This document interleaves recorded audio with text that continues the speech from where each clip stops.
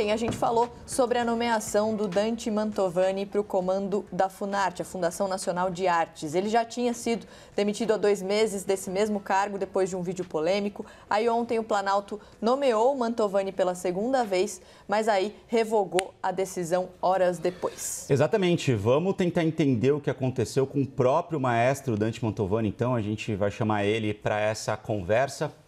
Bom dia, maestro. O senhor consegue explicar para a gente o porquê do vai e vem dessa nomeação do senhor? Bom dia. Em primeiro lugar, gostaria de agradecer o espaço com vocês, porque todas as vezes que eu fui nomeado até hoje, eu fui extremamente bombardeado pela mídia e nunca me deram um espaço para colocar a minha versão dos fatos, né? A repórter aí acabou de dizer que eu fui demitido da outra vez por conta de um vídeo, o que também não procede, tá? Eu não fui demitido por conta do vídeo. O vídeo que a senhora falou aí, eu gravei antes de ser nomeado, tá? Isso que tem que ficar muito claro. Só para ficar claro também, maestro, desculpe interromper o senhor.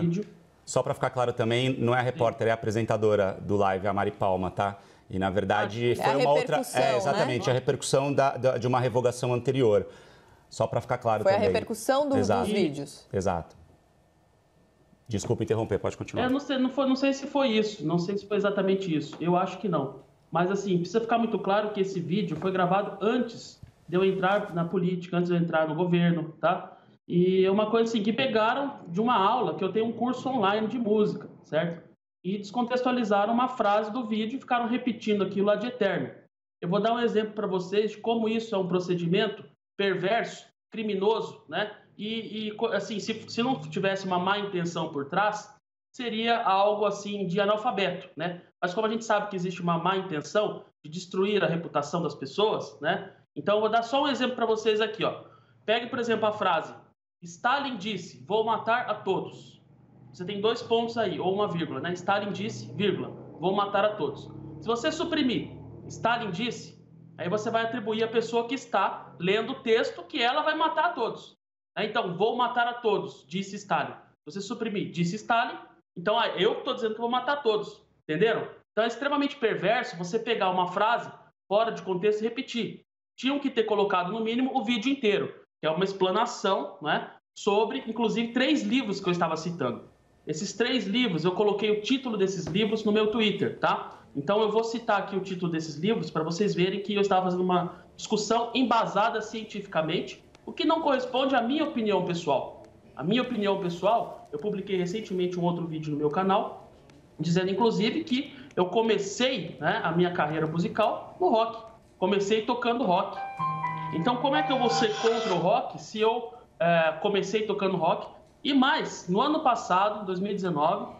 eu fui tocar num concerto de rock na cidade de Londrina, a convite de amigos, porque assim faz muitos anos que eu não toco rock, porque eu parei com o rock e fui estudar piano, fui estudar regência, fui para música clássica, mas nunca deixei de gostar do rock, né? Eu só parei de tocar em banda de rock.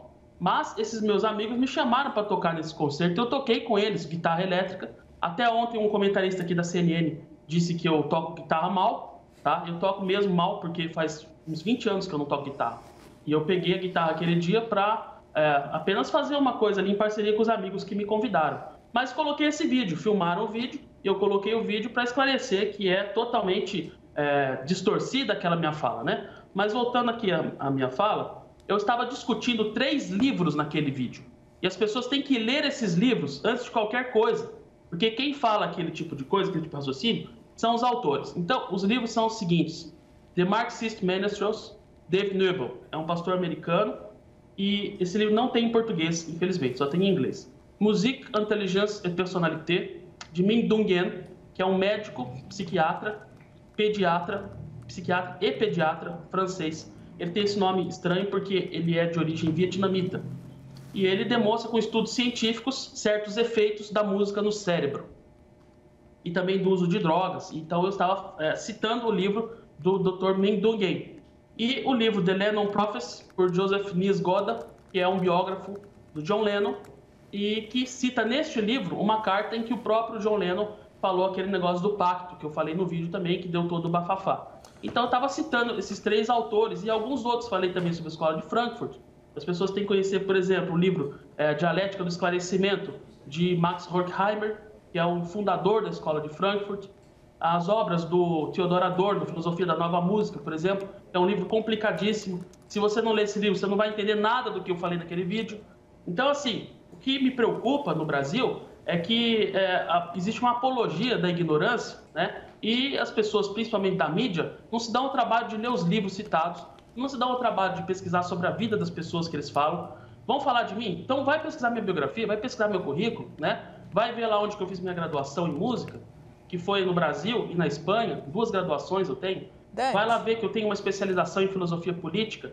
Leia a minha tese de especialização, que é sobre a ética em Habermas, inclusive, que é da escola. Maestro, aí a gente fica com uma dúvida também, né? Maestro. Levando em consideração todo esse currículo que o senhor está detalhando para nós aqui no live, muito obrigada, independentemente da sua maestria no uso da guitarra, realmente este não é o foco, mas com base no que o senhor já fez na sua carreira, por que o senhor foi nomeado e demitido no mesmo dia do comando da Funarte? Isso tem a ver com o seu relacionamento com a atual secretária especial de Cultura, Regina Duarte? Então, o que eu gostaria de saber? Por que o senhor foi demitido? E o senhor tem algum problema com a Regina Duarte?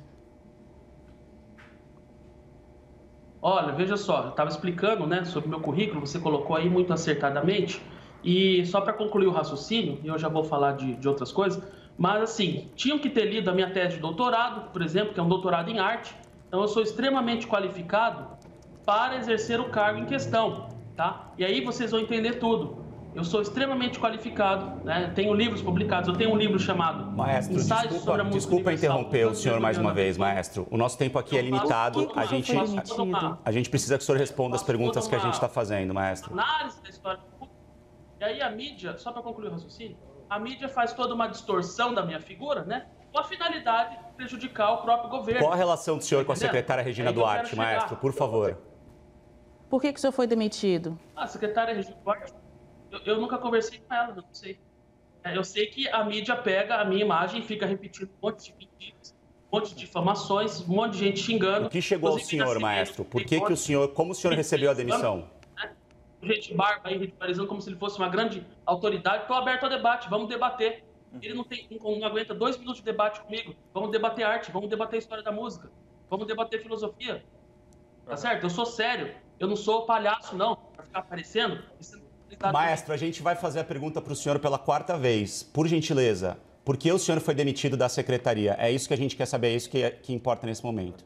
Por favor, por que o senhor foi demitido da secretaria? O senhor pode responder? Eu não sei, aí o senhor tem que perguntar para quem me demitiu. E por que o senhor foi renomeado e depois demitido de novo em seguida? Então, isso daí é o seguinte, o que aconteceu na semana passada, só posso falar do que eu sei, né? Porque eu sei que na semana passada houve um contato no Planalto para, eventualmente, eu voltar à Funarte. Inclusive, um contato de um assessor do Planalto não foi nada muito certo também. Ele disse que ia falar com o presidente, que ia ver se era possível eu voltar e se eu teria interesse. Falei, não, pode ser. Até porque, como vocês sabem, vocês falaram aí, né? Eu sou maestro, eu trabalho com orquestra, eu tenho uma orquestra aqui. E agora, com essa crise do coronavírus, nós estamos impedidos de trabalhar, nós estamos impedidos de fazer concertos, de fazer apresentações, fazer espetáculos, né? Teatros estão fechados e é proibida a aglomeração. E os artistas, eu escuto muitos músicos falando que estão passando muita necessidade, né? Porque não conseguem trabalho, porque não tem nada aberto, não tem como... Então, eu achei que seria uma oportunidade de eu poder ajudar os artistas que estão em necessidade nesse momento. Eu vejo assim, a Funarte, a missão principal dela é levar arte para o povo brasileiro, tá? Preservar o patrimônio artístico do Brasil e levar arte para o povo brasileiro. Eu fiz isso na minha gestão com uma série de programas. Por exemplo, programa de orquestras sociais, Sistema Nacional de Orquestras Sociais, em que a ideia era levar uma orquestra para cada cidade do Brasil e formar uma orquestra-escola, ensinar instrumentos sinfônicos, violino, flauta, oboé, clarinete, para as crianças carentes, né, porque são as que mais precisam, não tem como pagar uma aula de música. E a gente levar isso tudo com programas de várias artes integradas, porque também tem os programas de artes plásticas, nós levaríamos conservatórios para as grandes cidades com artes visuais, com dança, com teatro, né, e com música, para que nós pudéssemos criar uma nova Atenas no Brasil, né, em linguagem figurada, florescimento das artes no Brasil. Só que neste atual momento, os artistas estão passando necessidade. Nós precisamos socorrer os artistas, né? Assim, é muito difícil você não ter que trabalhar como sustentar a sua família, né? Então, eu acho que a função agora da Secretaria da Cultura e da própria Funarte seria abrir um edital, né? Inclusive, ontem eu já tinha dado até o start nisso, antes de ser anulada a minha nomeação, né?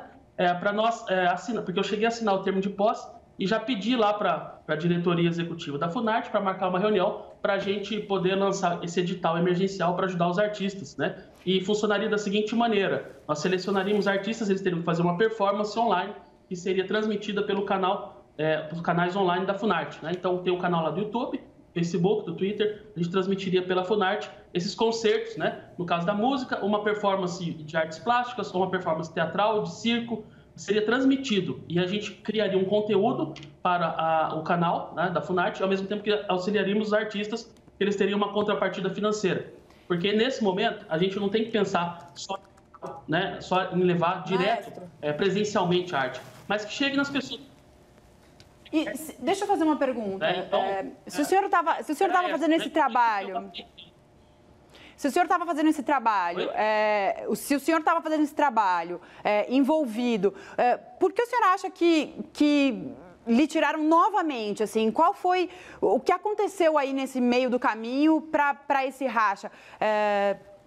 Ainda mais sendo demitido, sendo recolocado, sendo demitido novamente, tem uma desorganização aí? Tem alguma coisa, talvez, pessoal contra o senhor? Como o senhor avalia isso? Esse trabalho estava sendo feito, esse trabalho que o senhor está contando. Outra pergunta rapidinho, quem foi? O senhor falou que um assessor o procurou, qual ala do governo? Quem é exatamente essa pessoa? Se não foi a Secretaria de Cultura, quem que o nomeou? Olha, como eu disse, eu só posso falar do que eu sei, né? Eu não sei por que me mandaram embora, por que anularam a minha nomeação, não sei por quê. Eu sei que eu estava fazendo esse trabalho, é um trabalho muito importante. Da outra vez que eu fiquei na Funarte, eu fiquei exatamente 90 dias, né? Ninguém deu satisfação? Ninguém deu satisfação ao senhor? Esse projeto. Ninguém deu satisfação ao senhor? Não, eu não tô sem saber nada. Não, eu não estou sabendo de nada, assim, por que anularam, né? O senhor ficou sabendo pela imprensa? Foi tudo muito estranho para mim, eu não sei. Soube pela imprensa. Pois é. E aí é o seguinte, da outra vez eu fiquei 3 meses, né? E eu levei a cabo vários projetos que também não foram falados na imprensa, né? Por isso que eu agradeço até a oportunidade de estar aqui, para falar que nós fizemos, por exemplo, um projeto chamado Novo Olhar. Foi até um pedido da primeira-dama, na época, um pouco antes de eu entrar na Funarte, ela tinha pedido algo assim. Aí nós fizemos para levar artes plásticas para escolas, onde tem crianças com dificuldades por conta de deficiências visuais, de deficiências de nascimento, né? Crianças especiais. E nós fizemos esse projeto, ficou muito bonito, porque daí eu inseri a música através do Cantor Feônico. O Cantor Feônico foi um projeto que foi iniciado em 1931 pelo Heitor Villa-Lobos, o maior compositor da história do Brasil, né? Juntamente com Carlos Gomes. E as pessoas que passaram pela escola antes de 1970 cursaram o Canto Orfeônico, era uma matéria obrigatória. Em que consistia? Leitura musical e canto coral. E nós estávamos levando isso para as escolas, certo? Quando eu fui exonerado pela primeira vez, né? Dessa vez eu não fui exonerado, foi anulada a nomeação, diferente. Mas, assim, a gente estava levando aquilo que precisa realmente para fazermos uma arte, uma cultura mais conservadora neste país. Porque durante muitos anos a esquerda dominou todo o cenário cultural do Brasil e ainda domina em muitos lugares. Então ficou sem o contraponto. E a esquerda ela gosta muito da experimentação, de fazer coisas novas, entre aspas, que eu acho que não tem novidade alguma no que eles fazem, tudo parecido, tudo igual. E eu acho que nós temos na cultura e na arte brasileira, a gente tem que preservar os cânones, temos que preservar a arte de qualidade. Por exemplo, o canto orfeônico, ele trabalha com toda uma tradição coral que é milenar, que vem desde a Grécia, que vem desde Roma, vem desde a Idade Média, né? Vem desde o Renascimento, Barroco, Classicismo, Romantismo. E preserva-se isso através da escola, do canto. E o canto já tem uma série de estudos, inclusive no meu Twitter eu coloquei lá estudos também que apontam isso, né? Dos benefícios da música na escola. Maestro, desculpa interromper o senhor mais uma vez, maestro. É que, como a gente disse, o nosso tempo ele é limitado. E a gente gostaria que o senhor... respondesse as perguntas que a gente fez para o senhor, maestro, por gentileza. Maestro, vamos tentar um pouco, parar um pouco. O senhor começou falando, a gente está com o nosso time de analistas. Quem está falando aqui agora é a apresentadora, a Mari. Quem está falando também são os nossos analistas, nossos comentaristas, porque a gente quer saber, e acredito que quem está assistindo a gente, a mídia que você fala, está dando espaço para o senhor agora explicar o que a gente está perguntando, que é a relação com a Regina Duarte, a sua nomeação que foi revogada. Eu vou agora dar o espaço para o nosso analista, nosso comentarista, Leandro Narlock também, que agora vai fazer uma pergunta para a gente tentar colocar aqui, organizar esse assunto. Exatamente. Só para deixar claro, a entrevista ela é pela internet, então existe um tempo ali de resposta, por isso que às vezes a gente fala, demora um pouco para o maestro entender, para o maestro ouvir, mas a gente precisa tentar organizar essa entrevista. Vamos passar a bola agora para o Narlock, acho que a gente já entendeu todos os atributos do maestro, o currículo muito importante que ele tem. Agora, a gente gostaria de voltar ao tema principal dessa entrevista. Por favor, Narlock. Maestro, vamos lá. Na verdade, são duas perguntas. A primeira, vamos insistir nessa questão da Regina Duarte. O governo Bolsonaro e o senhor também tem uma visão conservadora para a cultura nacional, para a arte brasileira. A secretária atual, Regina Duarte, ela é preparada nessa questão? O senhor acha que ela vai ser uma boa secretária de cultura? E uma outra questão é o seguinte, o senhor reclamou diversas vezes de uma certa distorção aí da mídia, né, de um ataque, de uma destruição de reputação em cima das suas frases, mas eu fui ouvir de novo hoje as frases nos seus vídeos com benevolência, tentando dar razão ao senhor, e não parece, desculpa, mas de forma nenhuma parece que o senhor está citando outras pessoas, citando autores. Por exemplo, quando você fala que durante o Woodstock houve uma distribuição em larga escala de drogas, de LSD, que foi feita pela CIA, que tinha infiltrados do serviço soviético. Isso não cita nenhum autor. Então, o senhor se arrepende dessas declarações? Cita sim. Enfim, são essas duas perguntas. Cita sim, senhor. Se arrepende das declarações e a Regina Duarte. The Marxist Manifestos, David Nebel. Esse era o livro que eu citava, tá certo? Esse era o livro. Nesse livro que está escrito isso. Você tem que ler o livro. Leia o livro e você vai ver. Tá certo? Uhum.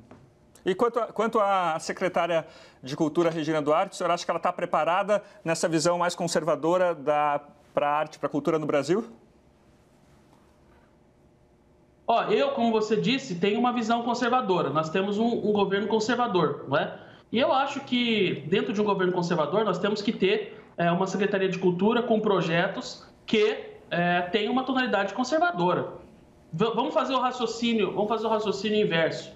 Será que num governo do Lula teria um secretário de Cultura que colocaria uma política cultural conservadora? Eu acho praticamente não. Impossível, né? Impossível.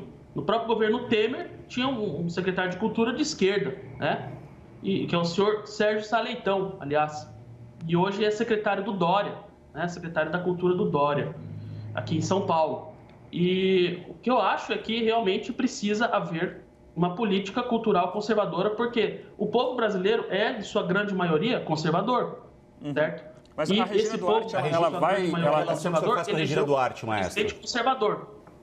Então, a pauta da Secretaria da Cultura deve ser uma pauta conservadora, né? E o senhor acha que a Regina Duarte não tem condição de seguir essa pauta conservadora do senhor, do governo que o senhor cita? Então, aí eu não sei, eu teria que ver as ações dela, né? Eu acho que ela tem condições, sim. Eu acho que ela pode. Se ela quiser, ela pode. Basília. Com certeza. O governo já tem aí 1 ano e 5 meses, né, maestro? Então, assim, a gente está falando de um governo conservador, de um modelo de cultura desse governo conservador, que já dura 1 ano e 5 meses. O senhor acha que a cultura não está sendo conservadora? O senhor acha que a cultura continua mantendo ideias da esquerda? É isso? Olha, existe toda uma estrutura dentro da cultura, uma estrutura muito grande, até eu agradeço a oportunidade de falar sobre isso, porque, só para vocês terem uma ideia, só na Secretaria Nacional da Cultura tem em torno de 530 cargos de confiança. Isso fora a estrutura de efetivos, né, de funcionários de carreira, funções de carreira, como, por exemplo, a CGU, tem Controladoria Geral da União, tem Procuradoria Jurídica, né, a Advocacia Geral da União, tem sempre funcionários dessas áreas de controle, que são carreiras de Estado, digamos assim, e que não dependem, por exemplo, de livre nomeação do gestor. mas o gestor tem à disposição 530 cargos de confiança para executar essas políticas. Então, existe uma estrutura monumental. Falam que a Secretaria da Cultura foi rebaixada, que ela está embaixo do Ministério do Turismo, né?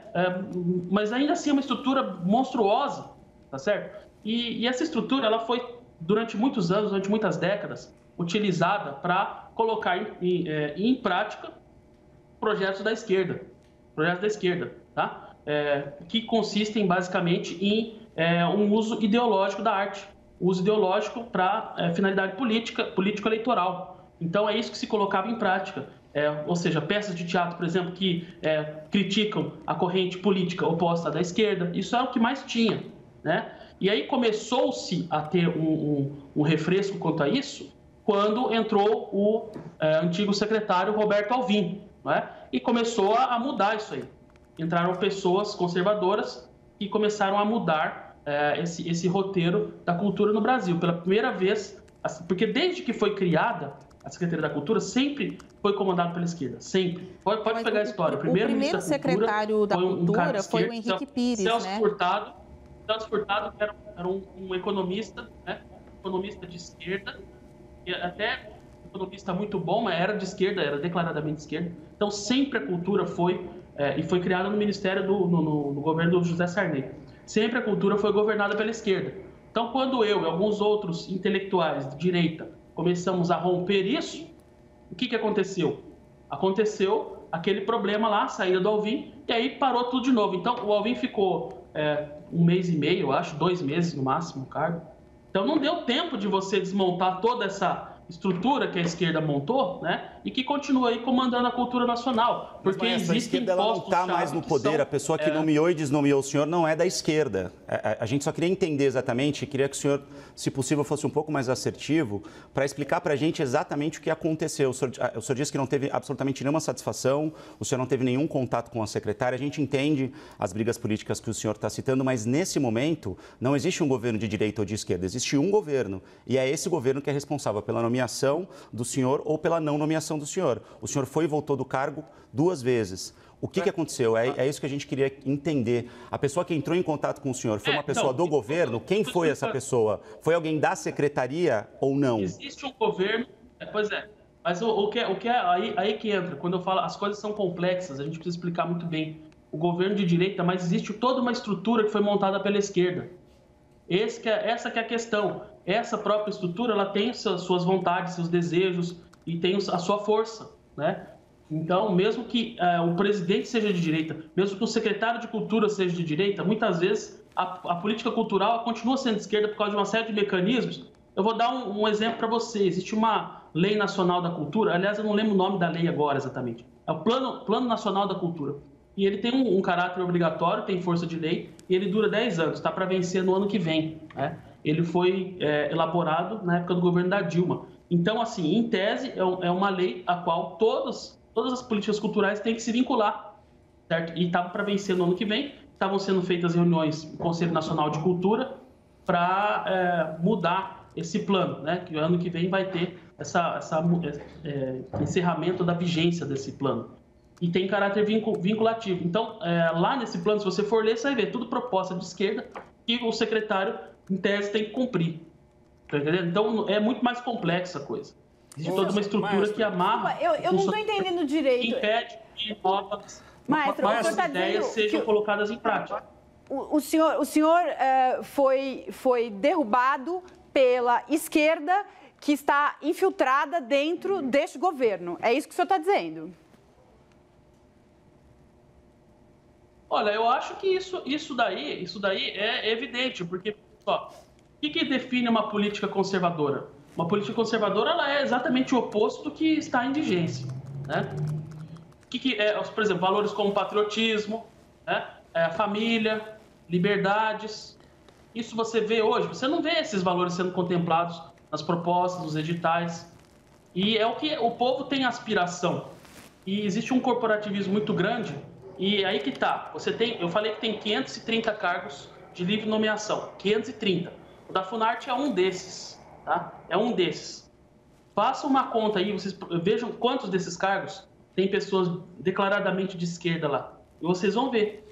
A matemática não mente. Maestro, até que ponto o embate é mesmo direita versus esquerda? Não seria também aí uma evidência de que os próprios conservadores não estão se entendendo entre si? Eu ressalto que o primeiro secretário de Cultura não foi o Alvim. O primeiro secretário de Cultura aí da gestão, ou um dos primeiros secretários de Cultura da gestão de Jair Bolsonaro, foi o Henrique Pires, que saiu acusando o governo de atos de censura.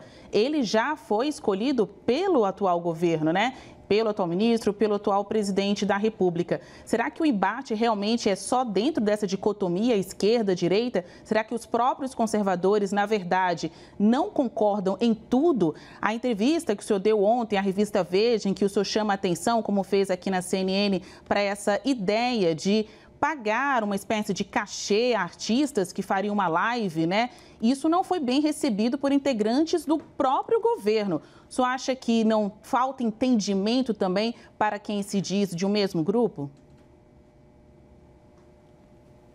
Com certeza falta entendimento. Isso aí a democracia, em tese, deveria aprimorar o entendimento, né, entre os atores políticos. Mas a gente vê o seguinte, a esquerda é muito articulada, eles se entendem muito bem. Na direita todo mundo briga com todo mundo, né? É isso que acontece.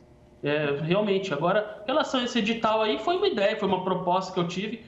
E se alguém recebeu mal isso aí, é só me ligar e falar, acho que não tá bom isso, por isso, isso e isso.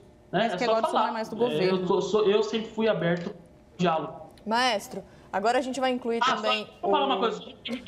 O Narlock. Só um segundo, maestro. O Leandro Narlock tem uma pergunta para fazer para o senhor. Maestro, eu entendo que o senhor tem muita coisa para falar, né? Foi tão pouco entrevistado pela mídia, como o senhor falou esses dias, mas o Brasil está tentando entender essa confusão.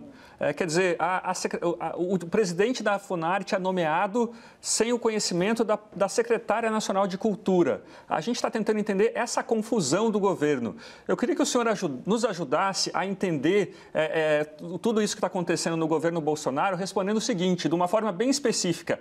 Quem o nomeou? Quem o nomeou ontem presidente da Funarte? Qual o nome da pessoa? Eu fui nomeado pelo general Braga Neto. Agora, Sim, claro, o senhor disse que uma questão mas a negociação foi com ele, então o convite foi feito por ele. Eu esclarecer isso. A nomeação foi feita por ele.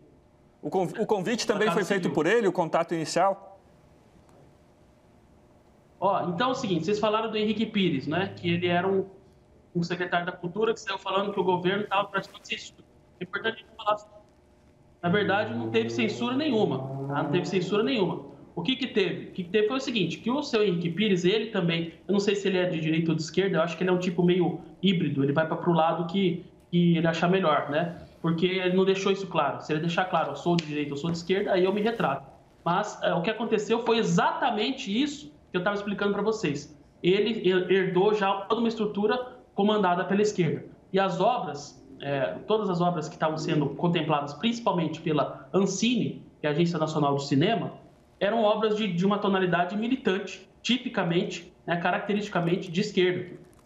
E aí o que acontece? Isso chegou ao conhecimento do presidente da República, que é um presidente conservador, a própria base de apoio do presidente reclamou disso e ele resolveu substituir o secretário. Então não é que houve censura, houve um alinhamento. Eu acho estranho isso dessa mídia, achar que tudo que pode acontecer dentro de um governo é só o que vem da esquerda. A direita não tem espaço nesse país. Maestro, acha que vai voltar? O Leandro Narlock fez a pergunta para o senhor de quem entrou em contato com o senhor para sua nomeação na presidência da Funarte. A gente está aqui dando espaço, então, para você também esclarecer, porque quem está assistindo a gente quer entender justamente essa nomeação, depois revogou essa nomeação. Então, quem entrou em contato com o senhor? O senhor disse que o general Braga Neto foi quem fez a nomeação e disse que alguém tinha entrado em contato com o senhor antes, sem a anuência da secretária nacional de Cultura, Regina Duarte. Qual foi essa pessoa que entrou em contato com o senhor? Por gentileza, a gente queria que o senhor esclarecesse. Veja bem, se a presidência da República quer entrar em contato comigo, eles não precisam da anuência de ninguém. Eles podem entrar. Entraram em contato, pessoa? Me sondaram, e aí eu fui surpreendido com a nomeação, e depois mais surpreendido com a... Qual foi essa pessoa que entrou em contato com o senhor, maestro? Quem entrou em contato comigo? Sim. Foi um assessor do Planalto. Eu não vou falar o nome. Direto do Palácio do Planalto, então. Sim. O senhor acha que agora, com essa possibilidade tem chance do senhor voltar a ser nomeado, então, para o cargo? O senhor já foi e voltou, o senhor acha que pode voltar em definitivo? Veja, eu não sei, o que acontece é o seguinte, como eu fiquei 90 dias na Funarte de dezembro de 2019 até março, né? Até março de 2020, deu 90 dias. Eu apresentei um trabalho que eu tentei expor para vocês aqui alguns pontos, né? Posso expor mais, posso falar sobre cultura aqui horas com vocês, né? Mas assim, eu fiz todo um trabalho que foi muito bem recebido pela comunidade artística, né? Inclusive pelas pessoas que trabalham com arte, com música, com teatro, com dança, né? E sempre voltado para a preservação desses valores mais conservadores. E o conservadorismo ele tem que ser desmistificado. O conservadorismo não é uma coisa assim que tem que ser descartada de plano, né? Como se faz costumeiramente. Conservadorismo é o quê? É conservar o que é bom. É isso. Não é ser contra o experimentalismo, não é ser contra a inovação, não é nada disso. Isso é um mito. É um mito pueril, certo? O conservador valoriza aquilo que deu certo na cultura. Por exemplo, a ópera. Né? Eu lancei um Programa Nacional de Apoio à Ópera. Fui pesquisar e eu vi que nunca teve antes, desde Dom Pedro II, um programa do governo federal de apoio à ópera. E consegui lá uma verba de 3 milhões para apoiar a ópera, para capacitação de atores, de gestores, de figurino, de palco, de cantores, enfim. A gente ia fazer uma coisa bacana para fazer com que a ópera florescesse no Brasil. Isso não tinha sido feito nos últimos 40 anos. Aliás, se você for pegar a história republicana, não tinha sido feito ainda. Foi Dom Pedro II, que era um governador conservador, e queria conservar a ópera. E na época de Dom Pedro II, a ópera já era algo antigo, entre aspas. Na verdade, as coisas, o conservadorismo ele valoriza valores eternos, que não dependem do tempo, né? Passa o tempo, aquilo continua sendo atual. Por exemplo, a obra de Platão. A obra de Platão é o quê? É antiga? É arcaica? Se você for ler Platão, você vai ver, ele descreve tudo o que está acontecendo hoje. Então, são obras que têm um valor universal, assim como Aristóteles. E nesse Aliás, contexto, Aristóteles fala sobre... Posso fazer uma pergunta, maestro? Nesse contexto, o senhor, dos estilos musicais que o Brasil mais exporta hoje é o funk. O senhor acha que o funk não precisa de incentivo? Como o senhor vê essa questão? Eu acho que o funk tem um mercado grande já. Tem um mercado grande. O pessoal está tudo milionário. E a ideia que eu tive, por exemplo, de lançar o edital emergencial para os artistas era apoiar os pequenos artistas. Pessoas que, para quem R$2 mil, R$3 mil fazem toda a diferença. É o orçamento mensal da pessoa, né? Ao contrário de grandes artistas, grandes celebridades, e isso aí, enfim, eles vão querer 2 milhões do governo. Para que você vai dar 2 milhões para um cara que já é milionário? Então é melhor você pulverizar esses 2 milhões aí e dar aí para 100 mil, sei lá quanto que dá a conta, 10 mil pequenos artistas, R$2 mil, do que você dar 2 milhões para um grande, que é o que acontecia antes, né? Então essa é a ideia, de você ajudar os pequenos. Eu acho que o Estado tem que ajudar quem precisa, o Estado tem que ajudar os pequenos, os fracos, os desfavorecidos. E vocês vejam que isso não é coisa... Isso, eu sou conservador, sou de direita, eu estou falando isso aí que a esquerda diz que é a favor disso. Só que na prática, o que a esquerda faz? A esquerda geralmente ajuda os banqueiros, né? Os grandes capitalistas. É isso que a esquerda faz sempre. Pega aí, qual foi o maior lucro da história dos bancos no Brasil? Foi no governo do Lula. Maestro. Da Dilma também seguiu o banco lucrando pra caramba. Maestro, queria fazer uma última pergunta. A gente vê que essa desvinculação e o discurso da prática. Maestro, queria fazer uma última pergunta. O senhor ficou chateado com tudo isso que aconteceu? Chateado eu não fico, porque uma vez que você entra na política, isso aí é algo que pode acontecer. Sempre pode acontecer, né? Eu fico mais chateado com a imprensa de não dar espaço, não dar oportunidade de esclarecer as coisas, porque as pessoas começam a falar, por exemplo, esse negócio de rock, não vieram me perguntar, como vocês fizeram aqui, de me dar espaço de esclarecer, né? Mas ficam falando como se aquela frase fosse minha, e eu estava citando o livro, estava dando uma aula, eu falo no começo do vídeo, inclusive, que é uma resposta a um aluno, né, que foi pedido isso, e você fazer um discurso indireto. A diferença entre um discurso indireto e um discurso direto é evidente, e algo que diz respeito aí a conhecimentos elementares de alfabetização. Tá? Então, pegar uma frase fora de contexto e ficar repetindo é um procedimento criminoso de assassinato de reputação. E isso aí que me atormenta, porque isso mostra que não há uma imprensa no Brasil qualificada, o tamanho da missão que a imprensa livre tem. A imprensa não pode ser usada para perseguir, não pode ser usada para destruir as pessoas, sem dar sequer um espaço de resposta, né? Então, eu acho até que vocês estão de parabéns por terem me chamado aqui, porque isso é raro, né? Isso é raro. Por isso que eu falo com todos os veículos hoje que me ligam, justamente para esclarecer. Porque falam, repetem um monte de abobrinha a meu respeito e fica só a versão deles. Então, a partir de agora, eu vou dar a resposta nos canais quando falarem, porque é nada mais do que justo. Você tem que ter duas versões. Isso é o básico do jornalismo, né? Vocês devem saber disso muito bem, melhor do que eu até. Você não pode dar uma versão só, você tem que ouvir o outro lado. Agora, quando diz respeito ao Dante Mantovani, aí é só uma versão. Aí é só aquela caricatura estúpida que fazem da pessoa. Tá ok, né? Maestro. Então, por isso que eu vim aqui para esclarecer esse ponto.